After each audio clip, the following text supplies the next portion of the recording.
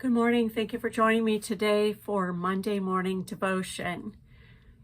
As I've been studying about the fruit of the Spirit, our author in this book that we've been looking at, A Woman's Walk with God, it's growing in the fruit of the Spirit.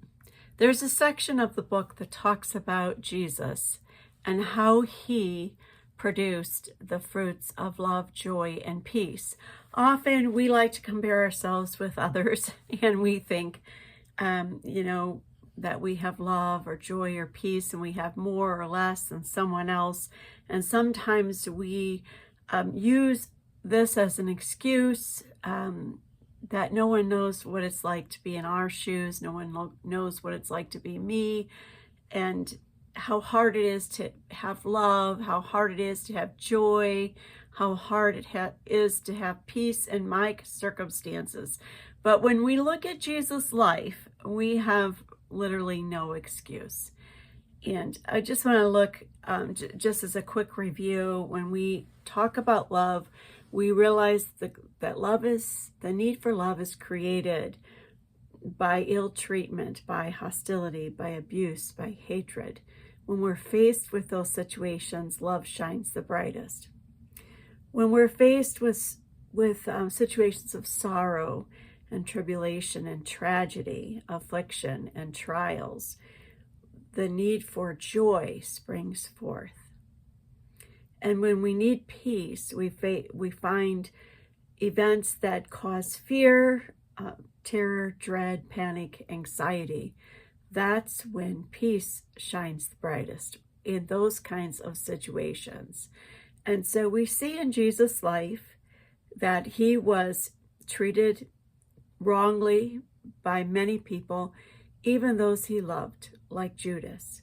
He went through times of sorrow and tragedy. Particularly, we're going to take a look at the Garden of Gethsemane and leading up to his crucifixion and the sorrow that he felt there, and also that certain amount of fear of what was ahead.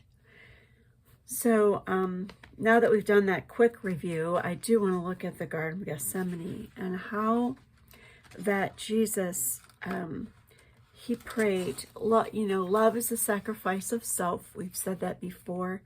And Jesus prayed, "Not my will, but thine be done." He was an example to us in this method of just saying, "Not my will, but yours, God, whatever. I am willing." And love is that sacrifice of self. He loved us so much that he sacrificed his own desires, his own will for us. We also see that joy offers the sacrifice of praise. And Hebrews 12:2 tells us this. It says, "Looking unto Jesus," he's our example, "the author and finisher of our faith, who for the joy that was set before him endured the cross, despising the shame, and has sat down at the right hand of the throne of God." For the joy set before him, he found joy in knowing that he would secure our eternity in heaven with him. That was his joy. He endured all that he had to go through, and it was because of us, and we bring him joy, the thought of us being with him.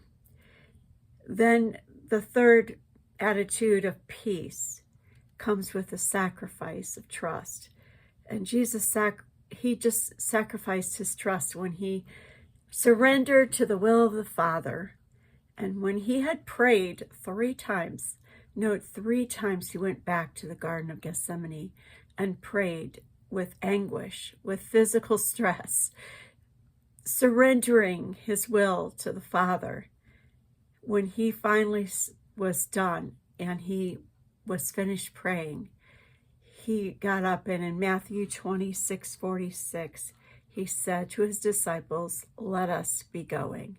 It was at that moment that he felt a certain amount of surrender to the will of God, a sacrifice of trust, a trust in God that he knew what was best.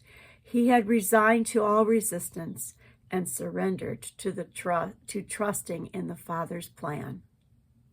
Note this, though, that his circumstances did not change. A transformation did not happen in a snap of a finger. 3 times he went back to pray. He prayed as long as it took to come to this place of surrender. And he still had to die on the cross for us.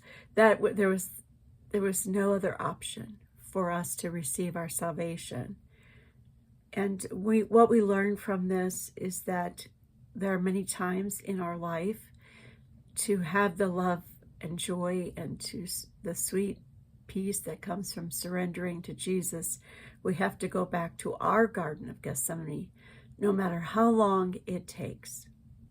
So I hope this week that as you face things that test your fruit of love, joy, and peace, that you remember Jesus and how much he did for you, and that it took him going on his knees before God 3 times in anguish to find the peace and the love and joy that it would take to endure the cross for you and me. Have a blessed week, everyone. I look forward to seeing you next Monday. Feel free to like or share this post. And if you would like more information about my books, please visit my website, www.candyporstowski.com. Have a blessed week.